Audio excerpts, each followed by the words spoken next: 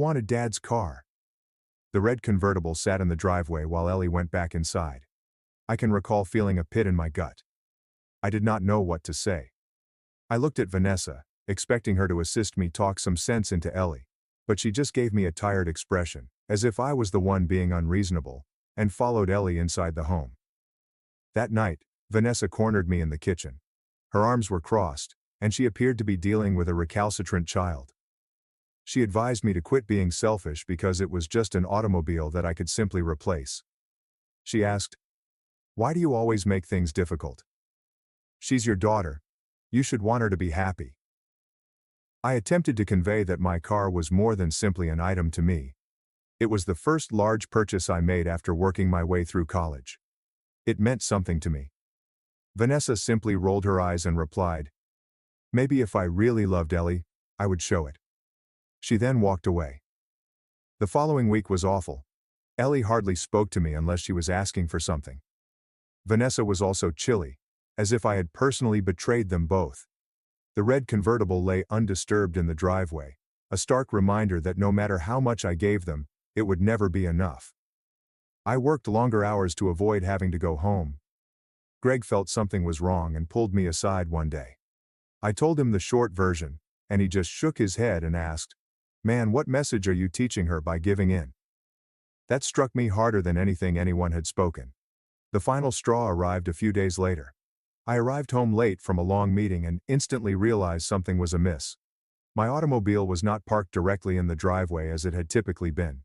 It was twisted and much closer to the shrubs. My heart began thumping before I even got close. When I did, I noticed it. A long, unsightly scratch on the side of the passenger door. I rushed inside and found Ellie sitting on the couch, as if nothing had occurred. I asked her what had happened.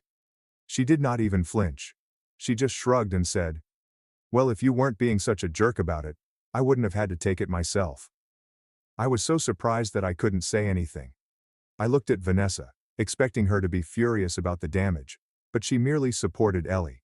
She replied, "It's just a stupid automobile. Why do you care about that over the fact that your daughter is fine?" Something inside me snapped. My hands shook and my chest hurt. I told them both to sit down because we were going to have an honest chat, whether they wanted it or not. I told them what that car meant to me, and Ellie glanced away as if she couldn't face my gaze. Vanessa simply stood there motionless, as if she had now grasped what she had become a part of. I told them that somewhere along the process, we had lost sight of what was important. That Ellie had become someone who counted love in gifts rather than moments. And that it was our fault for allowing this to happen. I said that I needed time to find out whether we could ever solve it. I packed my luggage and informed them that I was going to stay with my mother for a bit. Before I left, I approached Ellie, handed her the keys to the red convertible, and told her, "You have two options. Appreciate what you have or keep chasing what you don't. Only one of those will make you happy." I went away. The drive to my mother's house was a haze. I continued repeating the events of the previous few hours, days, and years in my thoughts. How did we get here? When precisely did I lose authority over my family? Was this the first smartphone? When was the first time I threw a fit? Or was it even earlier when I thought that being a good father entailed compensating for my own father's emotional absence with financial items? My mother was surprised to see me, but she did not ask many questions. When she saw my look, she just set up the guest room and told me I could stay as long as I needed. That night I lay awake, staring at the ceiling, wondering if I had made the right decision by walking out. What if this only makes things worse? What if Ellie interpreted this as another cause to despise me? What if Vanessa decided this was the last straw in our marriage? I must have fallen asleep eventually, because I awoke to the aroma of coffee and bacon. My mother was in the kitchen preparing breakfast like any other day. She placed a dish in front of me without comment, and sat across from me with her own. After a few minutes of stillness, she asked, "Would you tell me what happened?" I gave her the abbreviated version, leaving out some of the more unpleasant elements. When I finished, she gave a hesitant nod. "Your father would have just given her the car," she told me. That hit me like a blow in the stomach. "Is this what you believe I should have done?" I asked. She shakes her head. "No. I believe you've finally broken the cycle. It's about time." Over the next few days, I went through the motions. I went to work, returned to my mother's, ate dinner, and went to bed. Vanessa texted a few times, but it was all practical. Bills needed to be paid, mail had arrived. Nothing about us, Ellie, or when I was returning home. On the fourth day, Michael invited me out to drink after work. We ended up at a dive bar a few blocks from the office, complete with peanut shells on the floor, and sports memorabilia covering every inch of the walls. "How is the situation at home?" he inquired after we had ordered our beers. I shrugged. I would not know. "I'm going to stay with my mother," Michael said, raising his brow. "Seriously? Have you moved out?" "Just temporarily," I said, though I wasn't sure if that was correct. I needed some space to contemplate. "So what have you been thinking?" he asked. I had a long gulp of my beer. That I've been an absolute moron for years. That I've transformed my daughter into someone I can't recognize. That my wife and I are essentially strangers at this point. Michael nodded. "That's a good start. Recognizing the problem is half the battle." "What's the other half?" I inquired. "Fixing it," he replied simply. And that's the hard part. He was correct. Of course, recognizing where I had gone wrong was one thing. Finding out how to fix it was quite another. I couldn't simply click my fingers to undo years of horrible parenting. I couldn't have expected Ellie to suddenly become thankful and grounded after a life of excess. I couldn't condemn Vanessa for her involvement without first accepting my own. The next morning, I awoke to a text from Vanessa. "We need to talk. Can you come by the house tonight?" My gut tightened. Was that it? Was she going to seek for a divorce? Had she and Ellie decided it was better without me? I responded with a simple, yes, and spent the rest of the day in a fog of fear. When I pulled into the driveway that evening, I noticed two things right away. First, my automobile was gone. Second, there was the red convertible. Vanessa replaced them with her practical SUV. I approached the front door with trepidation, wondering what further changes awaited me within. Vanessa answered the first knock. She looked different, with her hair pulled back into a basic ponytail and no makeup. She stepped aside and allowed me in without saying anything. The house was too quiet. "Where's Ellie?" I questioned. "At Madison's," Vanessa answered. "I thought we should talk alone first." She brought me to the kitchen table, where 2 cups of coffee were already prepared. We sat across from one another, like strangers on a first date, unsure how to start. "I sold the convertible," she finished, "and I used the money to fix your car. It's at the shop now. Should be ready tomorrow." I blinked in amazement. "You sold it just like that?" She nodded. "You were right about all of it. We've been terrible parents." I had not expected this. I prepared myself for wrath, blame, and a battle, not for agreement. "Yes, she replied firmly. "I've been just as bad as you. Worse maybe, because I saw what was happening and didn't stop it. I enabled it." I took a sip of my coffee to give myself some time to comprehend this. "What changed?" Vanessa gazed down at her hands. "After you left, Ellie and I had a big fight. She wanted me to call you and convince you to come back and apologize. When I refused, she stormed out and stayed at Madison's for 2 days." "Jesus," I mumbled. "Yeah," she sighed. "And while she was gone, I had a lot of time to think about us, about her, about how we got here." She looked up at me, her eyes filled with unshed tears. "I'm sorry, James. I'm so sorry for everything." I stretched across the table to take her hand. "Me too." We talked for hours that night, like we hadn't in years.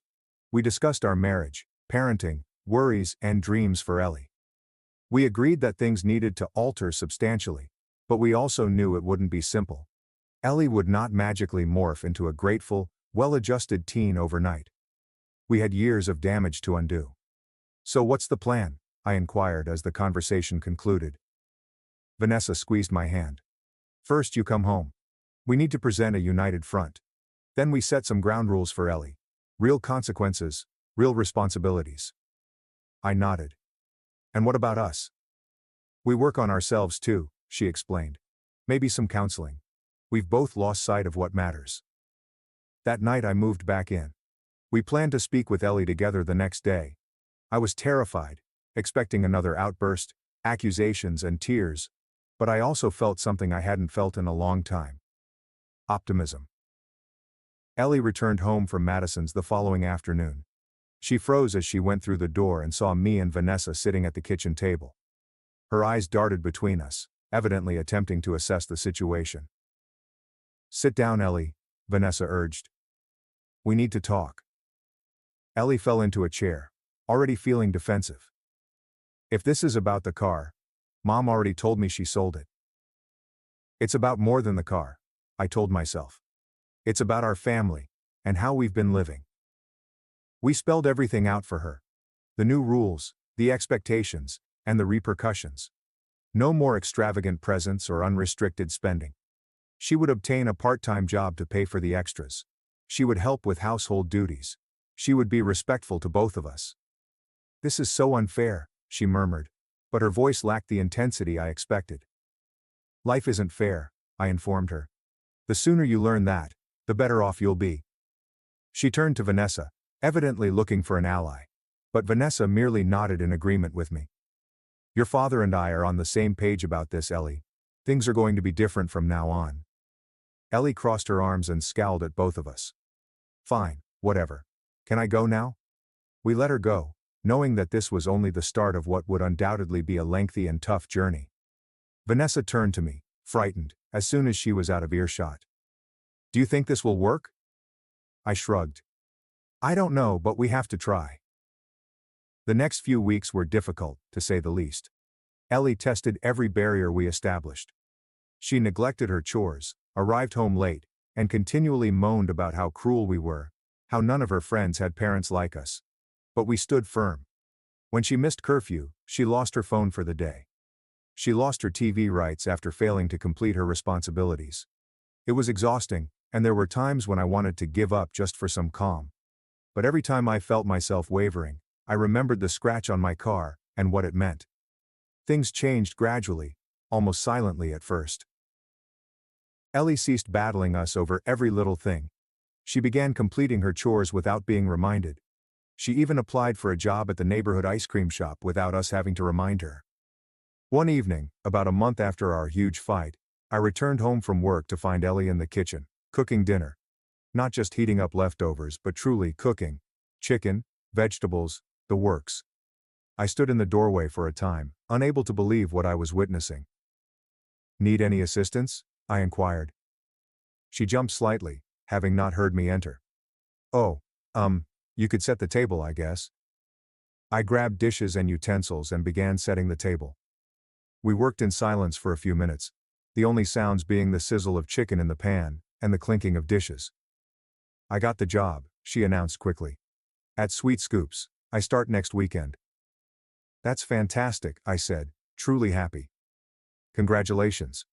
She nodded, concentrating on stirring the vegetables. "It doesn't pay much, but it's a start." "Every job teaches you something," I assured her. My first job was washing dishes in a diner, which was the hardest work I'd ever done, but it taught me a lot about responsibility. She looked at me with what appeared to be a ghostly smile. "Yeah, well, I doubt scooping ice cream is going to be that deep, but whatever." It wasn't a passionate father-daughter moment, but it seemed like progress, a small fracture in the wall she'd erected between us. Vanessa arrived home a little later, and her surprise at finding dinner ready was obvious.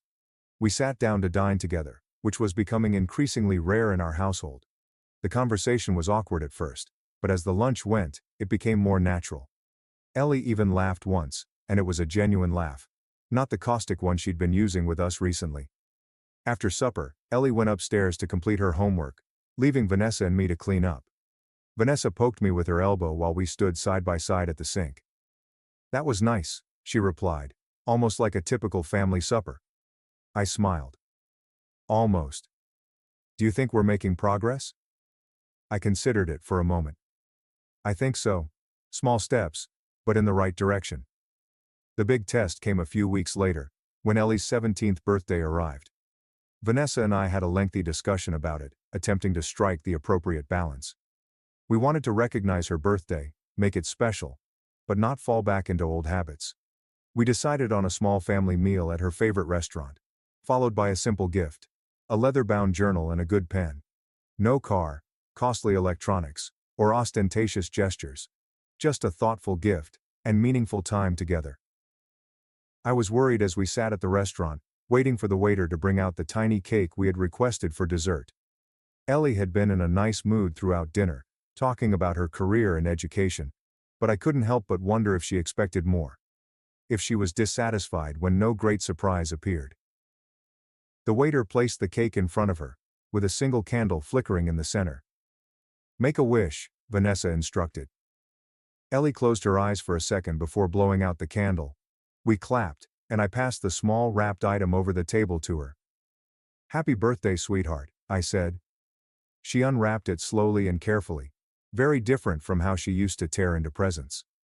When she spotted the journal and pen, she brushed her fingertips on the supple leather cover, a thoughtful smile on her face. "It's beautiful," she said. "Thank you." I waited for the but, the comparison to what her peers had received, the indication that she had expected more. It didn't arrive. Instead, she stared up at us with clear eyes. "I've been thinking about what I want to do after high school," she told me. "I think I might want to study journalism." Vanessa and I exchanged shocked looks. This was the first time we'd heard of Ellie's job goals. Previously, her future intentions were unclear at best, concentrating primarily on travel and shopping. "That's great," I said. "Any particular reason?" She shrugged, kept running her fingertips over the journal. "I enjoy writing, and I'm good at asking questions and figuring things out." A faint smile flashed on her lips. "Plus, Madison's father is a journalist, and he took us to his office last week. It seemed cool." I felt a stab of jealousy at the mention of Madison's father, but I pushed it aside. This was not a competition. It was about Ellie forging her own path. "Well, I think you'd be great at it," I stated truly. The rest of the evening was lovely. As we drove home with Ellie in the back seat, I caught Vanessa's eye and noticed my own cautious hope reflected there. It was not a total makeover. Ellie still had moments of arrogance and entitlement, but something essential had changed. When we arrived home, Ellie surprised us both by giving us a quick embrace before walking upstairs. Vanessa looked at me with wide eyes when she left. "Did that just happen?" she murmured. I nodded, equally shocked. "I think our daughter just hugged us voluntarily." We chuckled, the sound filling our kitchen with warmth that had been missing for far too long.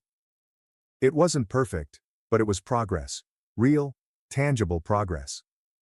The next morning, I discovered a note written by Ellie on the kitchen counter next to the coffee maker. It simply said, "Thanks for dinner, and for not giving up on me." I remained there for a long time, staring at those words. They were not apologies for years of entitled behavior. They weren't a pledge to be flawless from now on, but rather an acknowledgement that something had gone wrong and was gradually being corrected. I folded the note and placed it in my wallet as a small gesture of optimism to keep with me. The journey ahead would still be difficult. We had to overcome years of poor habits, rebuild trust and heal relationships. But for the first time in a long time, I felt certain that we could do it as a family. When I got home from work that evening, I found Ellie sitting on our front steps, waiting for me. As I approached, she rose up and moved clumsily from one foot to the other. "Hey," I said, startled to find her there. "Everything okay?" she asked, taking a big breath as if she were bracing herself for something awful. "I wanted to show you something." She took me around to the side of the house, where my vehicle was parked. The scratch had been professionally fixed. The paint job was flawless, but that was not what she wanted me to notice. On the passenger seat was a small potted plant with a card attached. "What's this?" I inquired. "Open it," she replied, her voice unusually gentle. I opened the car door and grabbed the card. Inside, in Ellie's handwriting, it wrote, "I'm sorry for the scratch and for everything else. I'm trying to be better." I looked up at her, who stood there with her arms crossed protectively over her chest, appearing younger and more vulnerable than she had in years.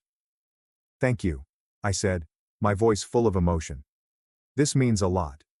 She shrugged, attempting to appear calm, but I could see relief in her eyes. "It's just a plant." "It's not just a plant," I said. "And you know it." She looked down at her feet, then back up at me. "Do you think maybe this weekend we could go for a drive? You could show me how to change the oil like you used to talk about." I felt something loosen in my chest. a knot of tension I hadn't even noticed was there. "I'd like that," I said. "I'd like that a lot." As we went back to the home together, not touching but closer than we had been in years, I couldn't help but believe that this was also progress. I reflected on our journey, the missteps, the anguish, and the gradual path to recovery. It was not over yet. We all had work to do.